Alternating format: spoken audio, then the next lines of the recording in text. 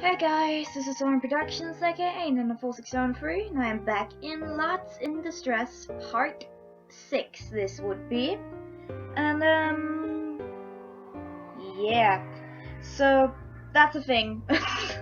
I'm sorry if I seem slightly distracted. I am so tired, and I don't even know why. I just think I'm tired of tiredness. I'm just so tired. So I apologize, I've been procrastinating all day, so yeah, let's just try this. Tea gives me life, good. I think we've just been eating Zel's food and we're like, hey, it's so delicious, and he seems, well, happy. Zel beams with delight, his entire face lightening up. It amazes me how easy it seems to make him it seems to make him happy. Just a conversation and a simple compliment. Thank you, you're very kind to say so. We end up chatting, and as we eat about what he has learned to cook ever since he's been staying here, I'm impressed by how much he has taught himself with nothing to guide him, not even a single cookbook or recipe. Well, you don't have to worry if your position as prince doesn't work out. You always have the backup option of being a cook. Your cooking is excellent, really. I expected him to glow at my compliment. He does not look like he's glowing, to be honest. He's crying. Like he did before with my previous ones, but instead his expressions becomes troubled. That is not troubled, that is heartbroken. I'm not leaving this tower, so that won't happen. I set down my fork and stare at him intently. Why? Why are you so attached to this place? Zel's face twists and he avoids my eyes as he frowns at the table. It's not attachment. I just won't leave. What's so great about this place? I'm asking because I honestly want to know. What are the good things about this place that makes you want to stay? I may understand if you explain. Zel seems vaguely surprised at my reaction and he gives me a soft smile. I don't really know how to explain it. Maybe I will tell you more about it later, but not now. I'm sorry. Despite Zel's gentle refusal, I can feel the tension in the air. Knowing that I won't be able to convince Zel this instant, I decide to tactfully drop the subject and change to a happier topic. Zel gratefully follows my lead and we go back to discussing his cooking abilities and utensils. Even though we are no longer talking about leaving, my mind doesn't drop the matter. I wonder what this prince is hiding. Why won't he want to leave? I must find out. I flipped through the pages of the book for the 100th time. Over the course of the past week, I have finished reading every single book in this meager collection in this room, and I'm growing more and more restless by the moment. However, I still have no luck persuading Zel to leave or convincing him to explain why he wants to stay so badly either. Which means, until I achieve my goal, I am stuck here. I sigh loudly at my train of thought. To his credit, Zel looks up at me with a patient smile, even though I know my complaining and sighing must be getting annoying after this long.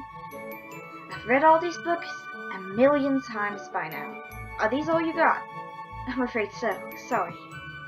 Aren't you bored here with only these handful of books to entertain you? You'll eventually learn to find ways to pass time. One of my favorite activities is cooking, probably why I go through my surprise so fast and put on so much weight. You look fine to me. I eye his figure dubiously with a raised eyebrow and he blushes at my gaze. Zel stutters and I can't help but chuckle at his adorable flustered expression. I like thinking that he is slightly chubby underneath that clothes. I like that thought. Like, it doesn't matter, you can have a little belly sale, that's alright. Why don't we leave this tower for a bit? Maybe I can slowly start getting him out of the tower, he'll be more willing to leave once and for all. What? This again, Charming said I'm not leaving. I know, I'm not asking you to leave permanently, I'm just saying we can walk around, have a picnic of the field right outside the tower. We won't leave the thing. You will be able to be keeping the tower in sight the entire time, and you can return whenever you wish. How does that sound? I don't know. Come on, you must be bored after years of being stuck up here. I've only been here for a week, and I'm already bored out of my mind. Don't you feel claustrophobic? It'd just be a couple hours at most, only a few feet away from this tower. It'll be fine. We'll return right after the picnic. Zel hesitates, his eyes searching my face to make sure I meant what I said.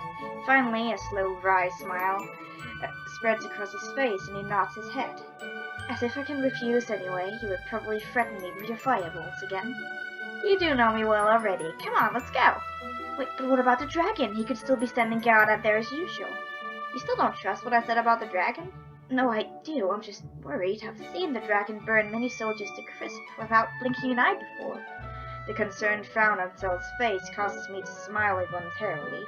Zel is so earnest and trusting, so different from all the people I've known in my life. There's just this rare, sincere sweetness about him that's out of the ordinary. Whether it's the result of his years being isolated or just his own nature, I guess I will never know. I don't understand how he accepted my explanations about the dragon's nature and my relationship with the dragon so easily, especially considering all the crimes he must have witnessed the dragon commit over the last 9 years, but that does make my job easier. It will be fine, trust me, the dragon simply adores me. No surprises there, who wouldn't? Both Zel and I look surprised at his words, and a flush immediately covers Zel's cheeks as he starts stuttering. Even the tips of Zel's ears start to turn red, and I can't help but giggle at the sight. Why, thank you, that's very sweet of you. You're very adorable as well yourself. Zel starts coughing furiously, and my laughter grows in volume. Oh, I do love messing with him. His reactions are always so endearing. Come on, let's go. Are you ready?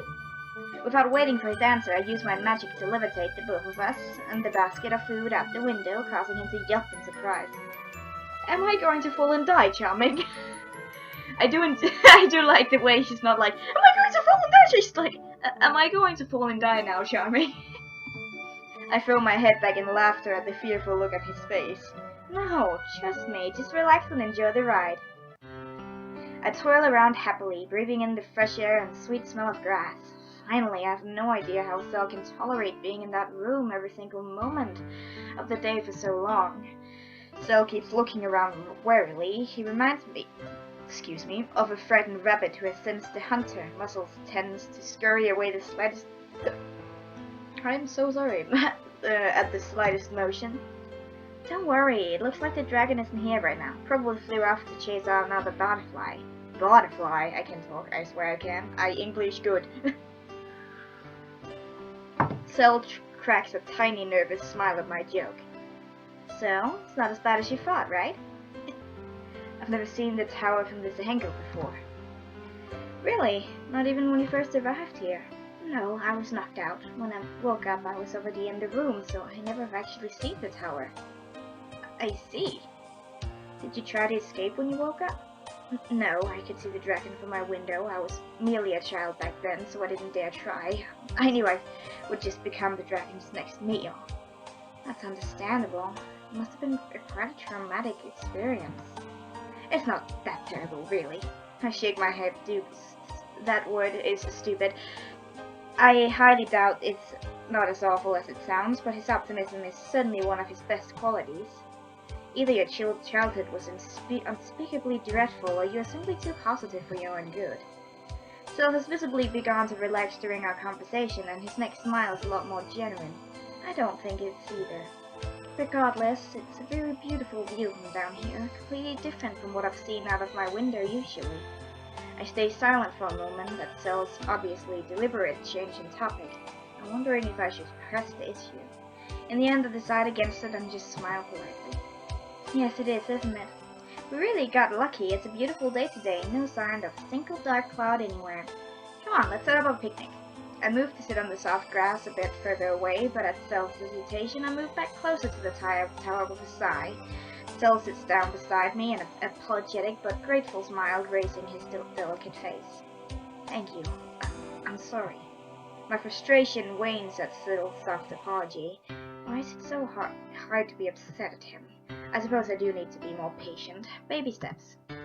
After all, we are making progress so far. Rushing it will only cause to backfire. That's right. This is actually a really good exercise for Charming because she's so, feisty and things have to be going on and she has to get things done quickly, and this is a good. I think Zel is good for her actually. Out of all the, I don't know the other guys, but out of all the guys, I feel like someone as calm as Zel is really good for her. I don't know. That's just my own observation. It's all right. I busy myself with plucking the apples and food from the basket, setting them out on the grass neatly. While I work to set up the picnic, Zel's wide eyes keep darting around, taking in the scenery. The expression of awe and delight grows with every passing second. God damn it, he's adorable! Why do I have a weakness for these kind of personalities? I don't know. So cute. He's so cute. And it's so embarrassing to say, because back in the day, I've mentioned this before, but back in the day, when I was playing things like Area X or something else, if there was something that I thought was adorable or cute or something that I was going to fangirl over, I would just make like this sound or something and say this is so adorable or something like it. And I've kind of stopped because I feel really self-conscious about it, and now I just laugh. If there's something I think like I just laugh it off. But honestly, that is very cute. I'll be honest. Now I said it. Baby steps. It's a beautiful world, isn't it? It is. I never thought I'd get to experience this again. To feel grass beneath my feet and the warmth of my warm sunshine on my face. The feeling is indescribable. Seeing the innocent childlike joy on Zel's face at such a simple activity as sitting on the grass in the sun, I can't help but feel affected by his contagious happiness. I can hear the longing and happiness in Zel's voice, while a part of me feels victorious at this small win. The bigger part of me is even more confused. Clearly, Zel, like any sane person, craves to experience the world and be free. So why is he refusing to rescue when he finally has the chance to leave his prison? There's probably a curse or something. Just some sort of curse. I don't know what curse, but some curse. Let me see. If it follows the... Oh well, who knows. I don't know if it follows the fairy tale story or just the setting.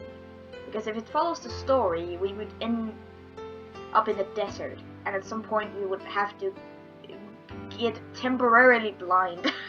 So that's gonna be interesting.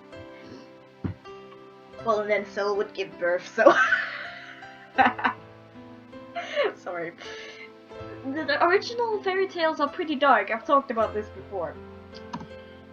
I can imagine. I mean, I feel much better now, and I've only been in that tower for a week. You've lived in that cramped room for 9 years. I can't even possibly begin to understand what it must have been like. You know, I meant what I said earlier. It really isn't that bad. It isn't too different from living in my castle when I was a child, and before I was kidnapped and brought here. Taken aback by the implications of his words, I blurted out the question burning in my mind. How is that even possible? No, don't get me wrong, I wasn't kept prisoner in my own room. I mean, that just feels just as suffocating and lonely as in the castle. The majority of my childhood I spent in my room, one lesson after another. I was rarely allowed to even step a foot in the gardens to play. All I could do was admire them from my window high above. My parents were always so busy with their royal duties that they rarely found time to play with me either, though I did understand why. It's difficult to be rulers, very demanding position indeed. I've never complained to them about it. So I'm used to this kind of existence. I'm happy with it even. Zel looks unfazed by what he has just revealed, but I can barely hide my shock and sympathy. I suppose that explains why Zel stays sound in mind even after his trauma and years of isolation, which would normally drive any man insane. Still, it doesn't give me any clues about why Zel is so attached to the tower. If anything, after his childhood and years as a prisoner, shouldn't he be even more eager to be free now that he's an adult and can exercise his free will? I open my mouth to speak and try and offer him words of comfort, but I can find none. Wordlessly, I reach out and place my hand on his, hoping it will convey the feelings I can't put into words. There's a moment of silence where we both admire the beautiful landscape sitting side by side. Eventually, we start eating food that Zel had prepared, joking and chatting as usual. I have to end the episode here. I will see you in the next one. Goodbye.